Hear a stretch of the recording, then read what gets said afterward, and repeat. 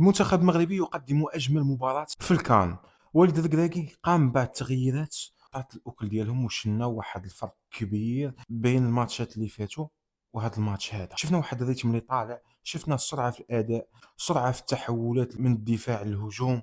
برافو المدرب على التغيير ديال ياميق ماسينا حسينا به في حالة هنا ولا عندنا توازن شوية في الدفاع، واخا ما كانوش شي اختبارات اللي هما كبار، ولكن في نفس الوقت انه دار ماتش كبير.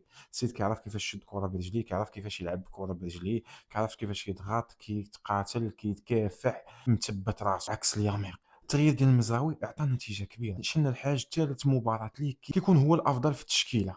المزراوي لاعب كبير، المزراوي كيقول لنا بانه بحال شي بوماده صفراء فما حطيتيه كيقدر الغرض. الله يبارك. حتى الشيبي حتى هو واخا ما بانش داك الشيبي اللي كنا كنتظروا فيه، ولكن بان بلي السيد حتى هو متوازن ويستحق ان يكون في اللائحه.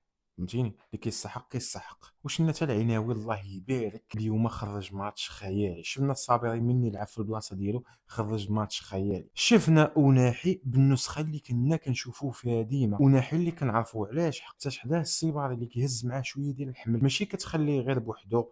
ملي كتدخل ليه المرابط وكتزيد العناوي كتخليه غير بوحدو مسكين، ما كاين شنو غيدير، ما عنده ما. اما دابا ولينا كنشوفوا بأناحي وسيدهم ابراهيم اليوم دار ماتش كبير. ابراهيم النجم الاول في المنتخب الوطني، هو اللي هز الهجوم ديال المنتخب، ما كاينش فيها وحتى الكعبي حتى هو قدم مباراة كبيرة. وشفنا البيت الثالث ديالو بهذاك الكود سيزون متعودين عليه. الله يبارك، الله يعطيه الصحة. وحتى الزلزولي حتى هو قدم ماتش كبير اليوم بونو ما شناهش، ما ضرباتش فيه كرة كاع، ما شناش شنو لابس. هذا هو المستوى اللي بغينا نشوفوا به المنتخب المغربي. حنا ما طالبين حتى شي حاجه. الركراكي مشى، الركراكي جا، الركراكي. المهم حنايا المنتخب فوق الجميع، اللي كيستحق يدخل يلعب، اللي ما كيستحقش ما عندناش علاش نعيطوا ليه. حنا راه ماشي مدرسه ديال الايتام غنبداو فما كان شي واحد من بود الفرقه ديالو نجيبو. برافو للدراري، برافو لكم كاملين. ما نساوش بان هذا الماتش هذا ماشي معيار كبير باش نحكموا على المنتخب واش مزيان ولا ماشي مزيان، ولكن كنشوفوا بان هناك تحسن في الاداء.